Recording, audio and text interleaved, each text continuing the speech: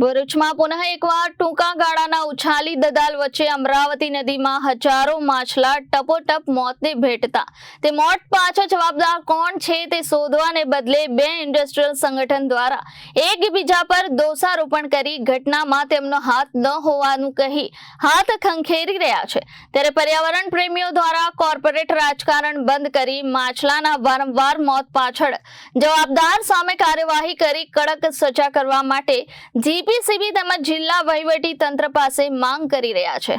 તાજેતરમાં 10 દિવસ પહેલા ઉછાલી ગામ ખાતે અસંખ્ય માછલાઓના મોત નીપજ્યા હતા, જે ઘટના હજી સુકાઈ નથી। ત્યાં પુનઃ ઉછાલી દદાલ વચ્ચે સવારે ટપોટપ મોતને ભેટેલા માછલાના મૃત પાણી તરતા જોવા મળ્યા હતા। હજારોની સંખ્યામાં મોતને ભેટેલા માછલાની મોતની જાણ પ્રકૃતિ સુરક્ષા મંડળના સભ્યોને થતા તેઓ જીપીસીબી અને એઆઈએ સભ્યોને લઈ સ્થળ પર પહોંચ્યા હતા, જ્યાં માછલીના મોત પાછળ જવાબદાર કોણ તે શોધવા બદલે કોર્પોરેટર રાજકારણ જોવા મળ્યું હતું। થોડી તપાસ બાદ અંકલેશ્વર ઉદ્યોગ મંડળના ઉપપ્રમુખ દ્વારા માછલીના મોત ઝઘડિયા જીઆઈડીસી તરફથી આવતી ઉભેર ખાડીના પાણીના કારણે થયા હોવાનો આક્ષેપ કર્યો હતો અને અંકલેશ્વર એસેટને બદનામ કરવાનું બંધ કરવા હાકલ કરી હતી। આ વાતની જાણ થતાં જ ઝઘડિયા એન્વાયરમેન્ટ કમિટી દ્વારા જીપીસીબી અને નોટિફાઈડ અધિકારીને સાથે રાખી ઝઘડિયાથી ઉછાલી અલગ અલગ સ્થળે તપાસ કરતા સેમ્પલ લઈ ઉભેર ખાડીમાં કન્ટામિનેટ પાણી હોવાની સાથે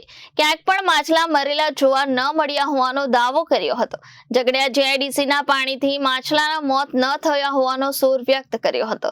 આ વચ્ચે પ્રકૃતિ સુરક્ષા મંડળ દ્વારા આરોપ પ્રત્યારોપ કરવાનું બંધ કરી કસૂરવારો સામે કાર્યવાહી કરવા માંગ કરી હતી। હાલ આપણે અહીંયા અમરાવતી ખાડી પાસે ઊભા છીએ, જ્યાં ઉભેર ખાડી અને અમરાવતી ખાડી ભેગી થાય છે। હાલમાં જોઈ શકાય છે કે આ ખાડીની અંદર પ્રદૂષિત પાણી ભરવાના કારણે હજારો માછલાઓનું મરણ થયું છે।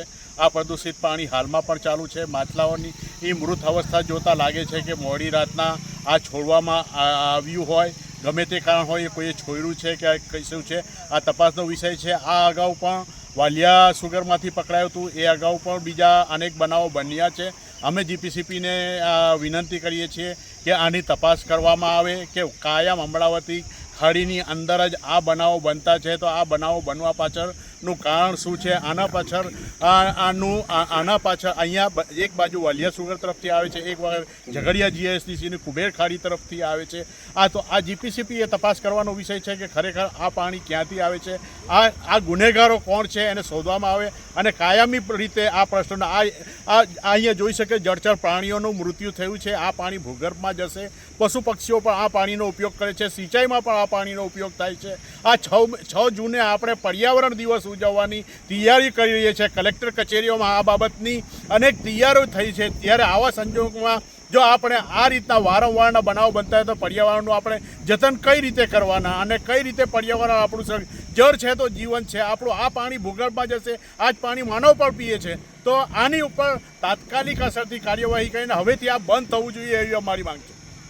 ખાડીમાં માછલા મરવાનો જે ઇસ્યુ રેઝ કરવામાં આવેલો છે, એના માટે ઝઘડિયા ઇન્ડસ્ટ્રી એસોસિએશનના અમારા મેમ્બર્સ સાથે અને જીપીસીબીની ટીમ સાથે અમે અમારી જે સ્ટ્રીમ ઝઘડિયાથી નીકળતી અને ઉછાલી જઈ રહી છે, એમાં એક્રોસ ધ સ્ટ્રીમ અમે ચાલતા ઇન્વેસ્ટિગેશન કરેલું છે અને એમાં વેરિયસ સ્પોટ્સના અમે સેમ્પલ લઈ અને તેનું કન્ટામિનેશન ચેક કરેલું છે, જેમાં આ જે બાજુનું ગામ છે એનામાંથી જે ખાડી નીકળે છે ત્યાંથી બી સેમ્પલ લીધું, ત્યાં કોઈ ડીઓ લેવલ ડાઉન નથી, યા તો તેની આજુબાજુ ક્યાંય બી મછલી મરેલી કે એવી કોઈ દેખાતી નથી, જે જીપીસીબીની ટીમે બી વેરીફાઈ કરેલું છે।